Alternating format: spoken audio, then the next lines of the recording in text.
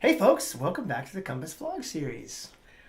This is Eric. And I'm Sadie. and we are here talking about our retreat. Absolutely. You may know that every year Compass does some sort of big community event.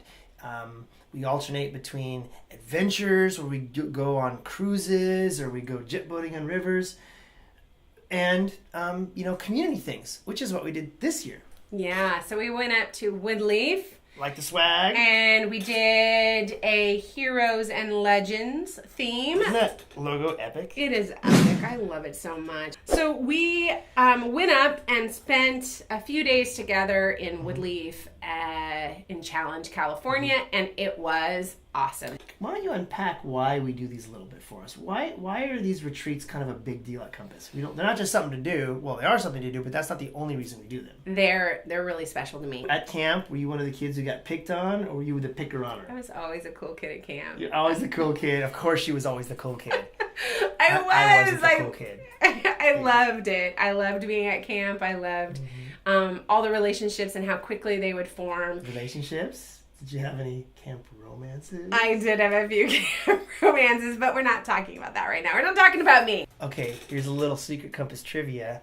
Sadie and I, coincidentally, were at one of those camps at the exact same time watching a Christian rock band. We were about 200 feet from each other, and we wouldn't actually meet for 5 years after that. Maybe 7 years, actually. There was probably like 70 people in that room, and we were in the same room with 70 people at the exact same concert and didn't even know it. We didn't find out until 5 years later. 5 years later. Anyway, so that's just a little trivia. So you loved camp and how it actually broke relationship opportunities open for you, how you tried things that you never tried before, and how you grew as a person because of it. So then unpack that in terms of why we do camp at Compass. Firstly, relationships. So one of my favorite stories I've heard is we had a client named James and we had a client named Chris. And Chris has been having some health issues and is currently in a wheelchair, and it's new for him. Like, he was very active in walking, and so now he's experiencing life a little differently in a wheelchair. And James has been in a wheelchair, for his life, and so he has a lot more of a grit and an understanding, and he actually found opportunity to go teach Chris how to shoot a basketball from a wheelchair. So they were hanging out before the dance and hanging out on the basketball court, and they just started playing, and James started teaching Chris how to shoot a basketball from a chair. Yeah. That's beautiful. Yeah. They had this moment, and it really gave Chris a better understanding of what's possible in his chair, and it gave James an opportunity to teach somebody what's possible in a chair. And a friendship was born on the court. Yeah. Another thing that happens at camp that we've mentioned is that new experiences are possible. We can't talk about Woodleaf without talking about our ropes course. Oh my gosh, ropes course is epic. So the ropes course, if you've never been on one, I'll explain it to you really quickly. Basically what it is it's an obstacle course of sorts, anywhere from 40 to 80 feet above the ground. Yeah, so this is legit. Yeah. Like, you're up in deep. Yeah, it's built on, tree sides, like telephone poles, stakes in the ground, all the way up there. And you've got a little full body wrap on a harness with carabiners, and you're tied to cables, and there's guides and staff out there that switch your cord around, so there's zero chance. I mean, literally, there's zero chance of anybody falling and injuring themselves. But your feet are poised on this wooden square that's this big, and it's just moving underneath you. And if your brain thinks if I fall off that square, I'm falling 40 feet to my destruction. But that's not possible because you're on this carabiner. But it still messes with your head. And the one at Woodleaf is totally accessible for people. All abilities. Right. Actually, I shouldn't say totally accessible. About half of it's accessible because they have a sling, and if somebody is in a wheelchair, they'll put him in the sling, and the guides will take him through it, and he'll kind of get to be out there and experience it. And we had 5 or 6 of our clients do that, and about, I think, a total of like 60 people were out there. I think that was the number I heard. Wow. But yeah.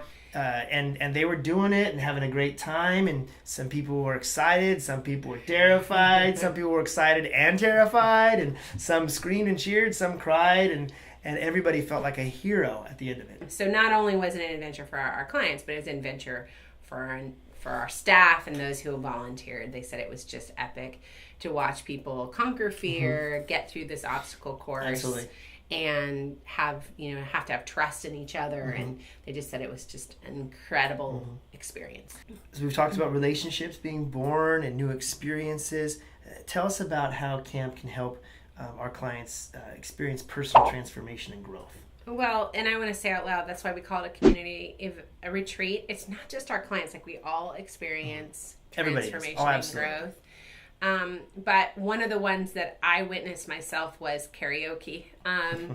We this year had a qualifier, so you had to actually qualify and sing in front of judges to be able to sing in front of the group to do karaoke. And we had 2 individuals that they said it was their dream. Like they said it was one of the best things they ever did was get in front of a group of people. Wow. A dream of theirs was to sing karaoke in front of a group. And that's awesome.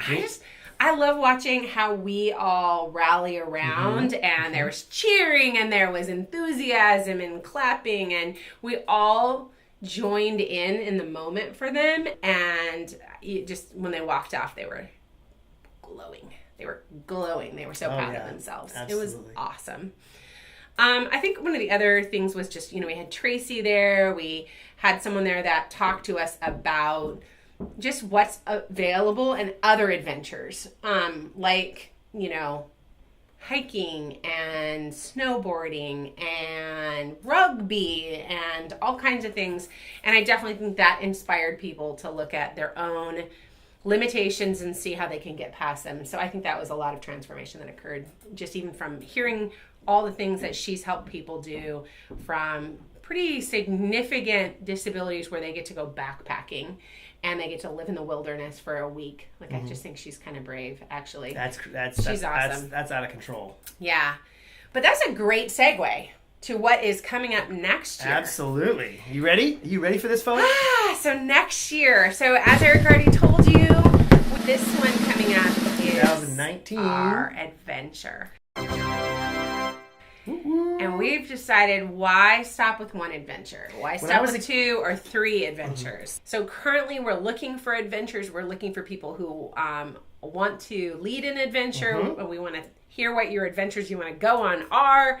And we want to start planning those, because in January we're going to roll out a catalog of adventures. Now, you don't have to take 150 people. The adventure doesn't have to be that big. It can be something for a small group, but it just has to be something that people can dive into and have fun. Dive is a metaphor, by the way.